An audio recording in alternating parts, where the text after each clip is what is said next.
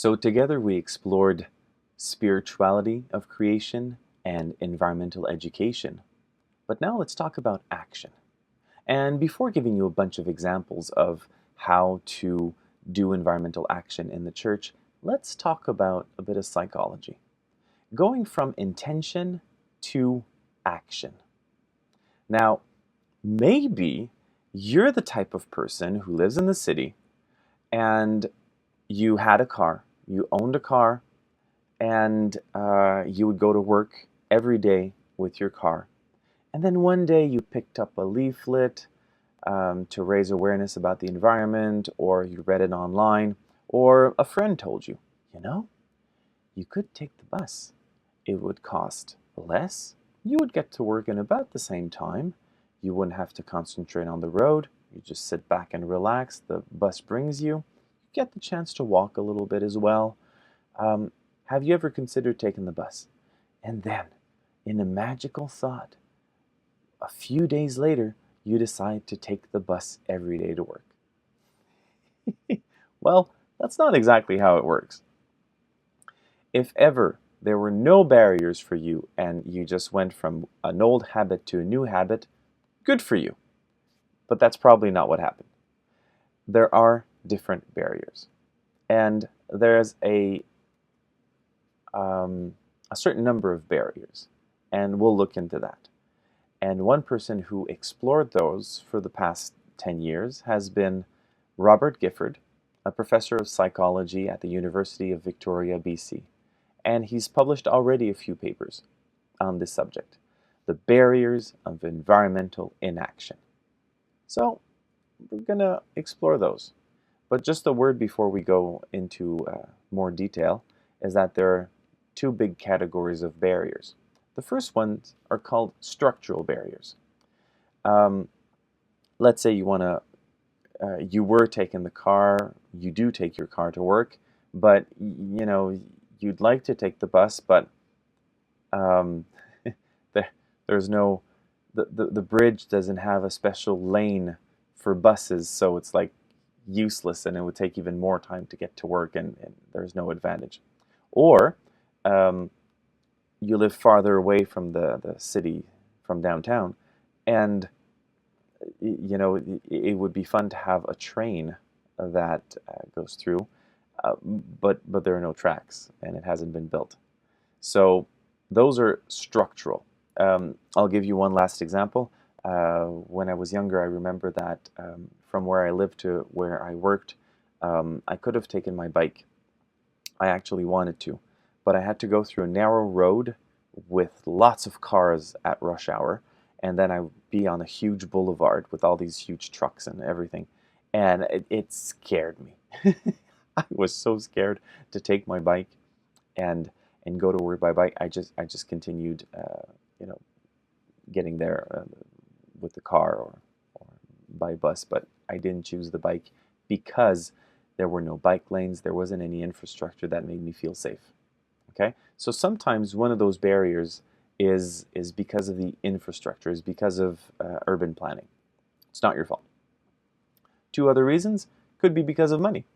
I mean, buying a heat pump is quite costly if you want to heat your house in a more ecological, in a more efficient manner, energy efficient.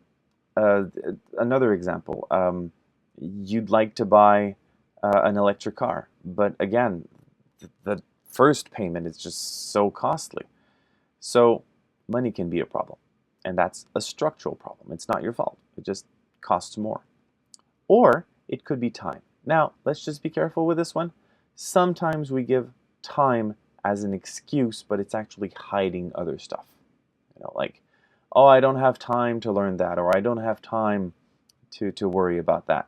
That's not, there's a psychological barrier hiding under there. It's not a real structural barrier. But sometimes it's true. Like a single mom with 3 young kids, no, she doesn't have time.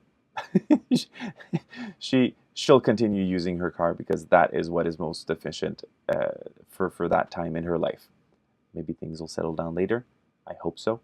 And then she can do a little bit of more environmental stuff. But right now, on certain aspects, she's surviving. So let's not put her more pressure. Okay, so the first barriers I'm presenting, barriers of inaction, have to do with structural barriers. You can't really change anything about that very fast. But there are also psychological barriers.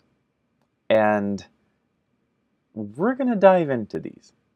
And sometimes it might be a little bit uncomfortable to talk about these. But these are actually necessary. And this is what the psychology professor has been working on. Okay, so imagine one of the habits you'd like to change. You've been thinking about it for a few months, maybe a few years. And so you want to change this habit, but something is in the way. It's a psychological barrier. You just can't go further. There, according to the research, 5, but I've limited it to 4 different avenues. First one, you say to yourself, I don't need to change. I like it as it is. Okay, that's a barrier. There's something there. Or, just underneath, you can see, I don't need to change. I've done enough. Third one, I want to change, but I like it as it is. And the last one, I want to change, but others won't like it. Okay, so these are 4 different barriers. There's a shorter way to say it. The first one is, I prefer the status quo. Okay, for this first example, I prefer the status quo is, for example, you live in a region where it's lowland, and I mean, when you bought the house, you didn't know, but it's fairly close to the river, and you didn't know that it would flood from time to time. And unfortunately, because of climate change, it's flooded twice in the past 3 years. So you say, even though it's flooded, it's not supposed to, you just close your eyes on it and, I don't need to change. I like it as it is. I love this house and I love where it is. I'm not changing houses. I'm not getting out of this flood zone. Okay, second, I don't need to change. I've done enough. Okay? I buy organic. I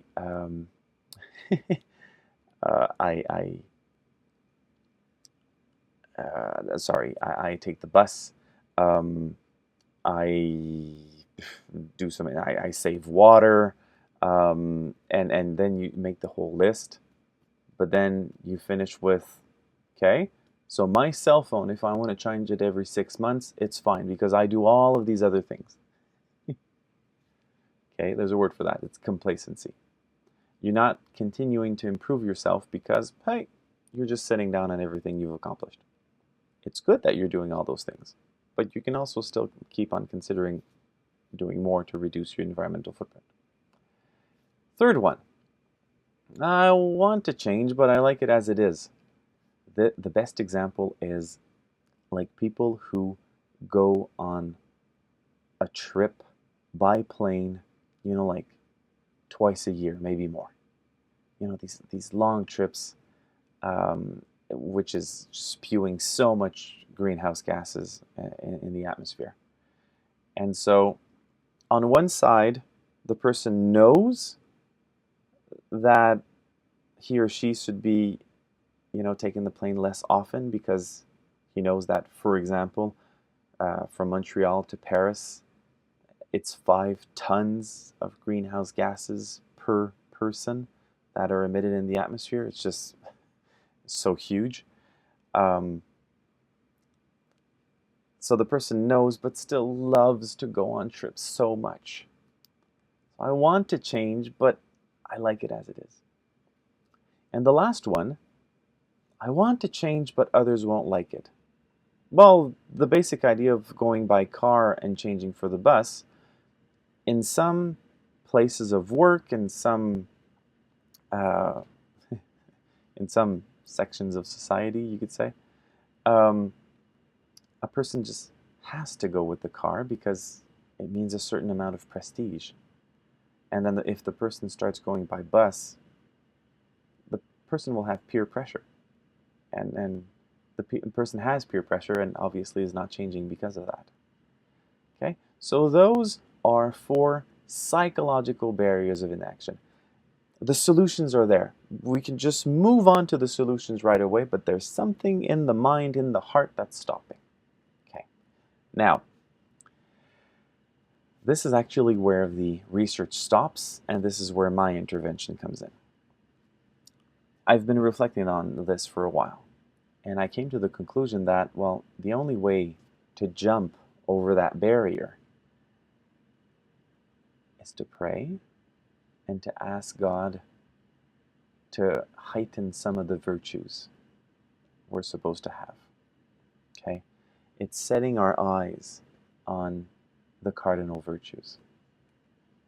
And here they are. So the first person, I don't need to change, I like it as it is. Okay? The person who lives in a house that it's been flooding in the past years, well, the person needs prudence. If the person was more prudent, the person would say, well, finally, I accept that where I'm living is in a flood zone. And now I have to move on to somewhere else. In another house, maybe a smaller house to have less of an impact on the environment, but I need more prudence. The second one, I don't need to change, I've done enough. Well, I gave the example of the cell phone, changing cell phones every 6 months.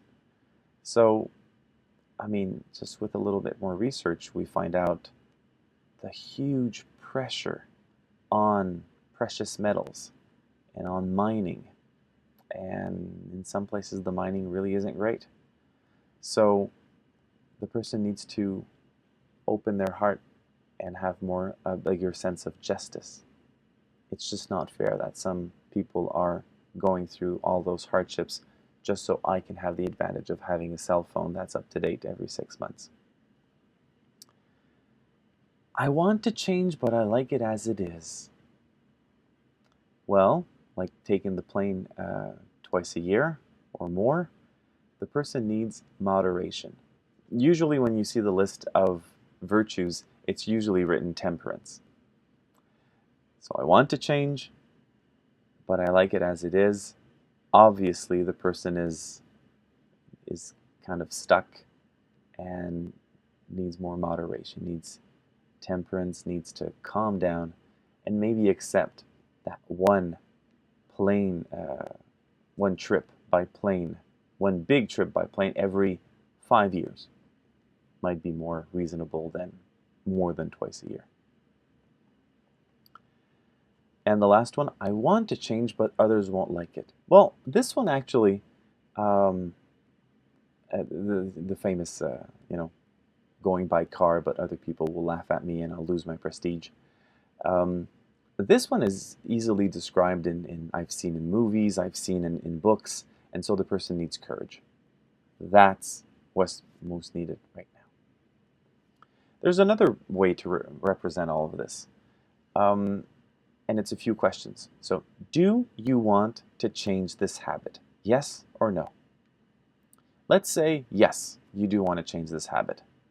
Well, will my friends like this change? Yes or no?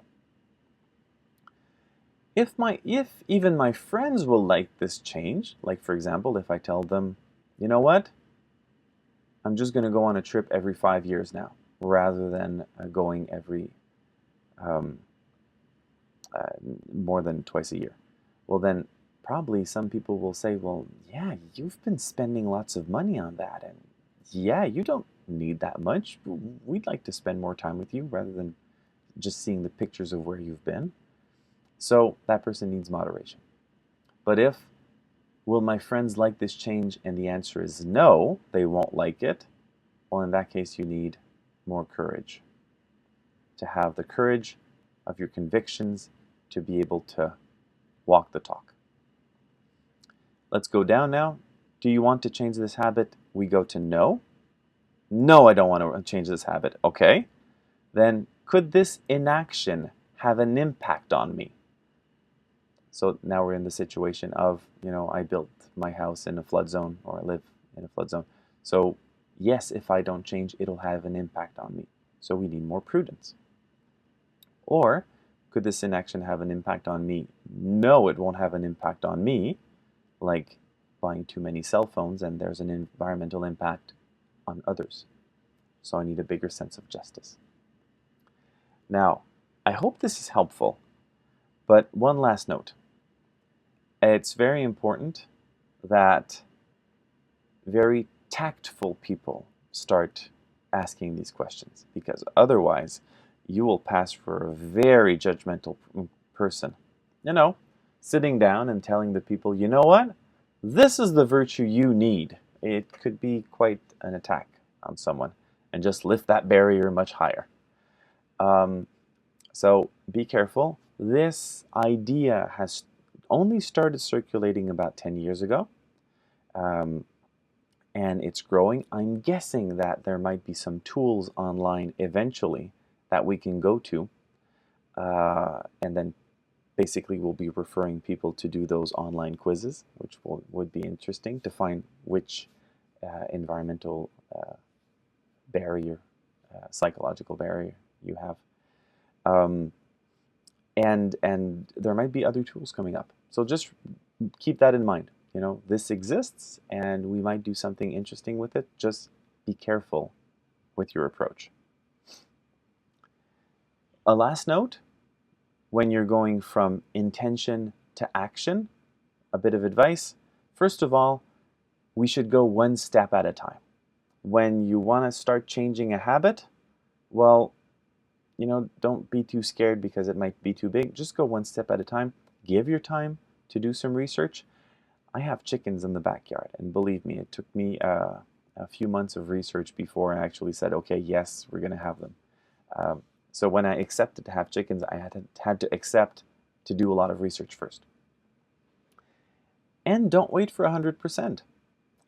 Let's say, your reaction to the price of fair trade coffee is like, whoa, this is much too expensive. It's like at least double of regular coffee. Well, okay.